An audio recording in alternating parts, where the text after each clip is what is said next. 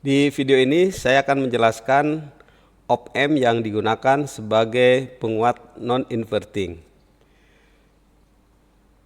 Di sini ada rangkaian yang sudah dibuat dalam konfigurasi non-inverting amplifier, di mana inputnya ini dihubungkan dengan input non-inverting yang tanda plus ini, dan feedbacknya dihubungkan ke input inverting, di mana R2 ini sebagai R feedbacknya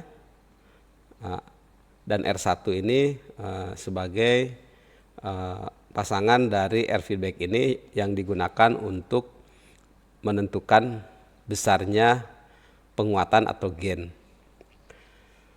Suplainya seperti biasa, dia menggunakan suplai yang simetris, di mana ada suplai plus VCC plus 15 volt yang dihubungkan ke positif dari VCC-nya op-amp, dan minus 15 volt dihubungkan ke negatifnya minus VE-nya op-amp.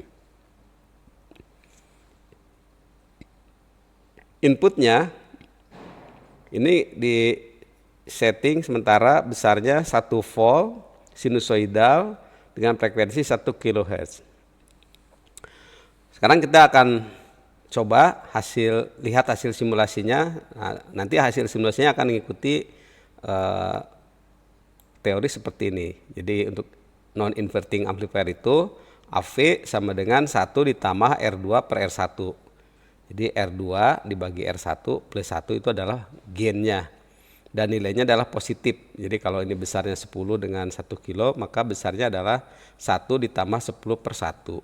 Sama dengan 11 kali gainnya. Sehingga besarnya output di sini itu akan sama dengan AV dikali V-in. AV itu gain ini dikalikan V-in. Atau 11 kali 1 volt sama dengan 11 volt. Sekarang kita buktikan dengan simulasi. Nah, di simulasi kita akan coba ukur dulu besarnya VCC.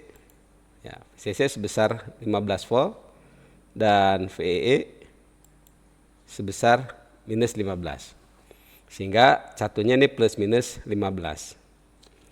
Berikutnya untuk lebih jelas kita akan mengukur besarnya V-in. Ini saya hapus dulu ya. Nah, besarnya V-in kita ukur. Ya, besarnya adalah 1 volt. 1 volt dengan frekuensi 1 kHz dilihat dari periodenya sebesar 1 milisecond. Outputnya kita ukur hasilnya. Ya, besar outputnya ini, kalau tadi input ini adalah sekitar 1 voltnya ini. Ya, sekitar 1 volt inputnya, dan outputnya ini sebesar hampir 10,98 atau 11 volt. Dan coba perhatikan di sini antara input dan output ini sefasa. Jadi ketika inputnya positif maka output juga positif. Karena gainnya di sini tuh tidak minus tandanya tapi plus, dan besarnya 11. Ya, jadi kalau di sini 1 dikali 11 sama dengan 11 volt. Nah, itu salah satu jenis op-amp dengan non-inverting amplifier. Sekarang bagaimana kalau kita aplikasikan inputnya DC? Kalau kita aplikasikan inputnya DC, tinggal mengubah nilai ini. Ya, jadi yang ini saya ganti, fungsinya dinonkan, DC-nya kita masukkan 1 volt. Oke, hasilnya kita lihat. Nah, ini DC-nya adalah besarnya 1 volt. Ya, yang ini saya hapus dulu hasil pengukuran sebelumnya. Nah, supaya jelas saya ukur lagi di sini. Inputnya sebesar 1 volt. Maka outputnya di sini harus 11 volt. Nah, ini hasil outputnya 11 volt. Jadi kalau dilihat lagi, ini inputnya 1 volt, maka output di input 1 volt, maka di output adalah 10,9 atau mendekati 11. Bagaimana kalau diganti minus inputnya?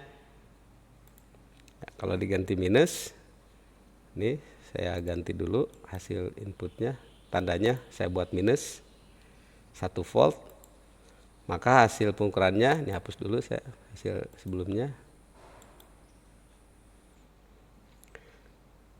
Nah, sekarang kita sudah mengganti inputnya menjadi minus 1 volt.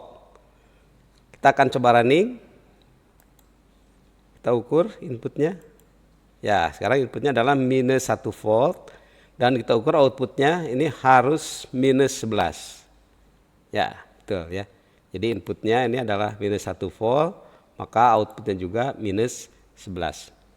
Nah, demikianlah hasil simulasi dari op amp yang digunakan sebagai inverting amplifier.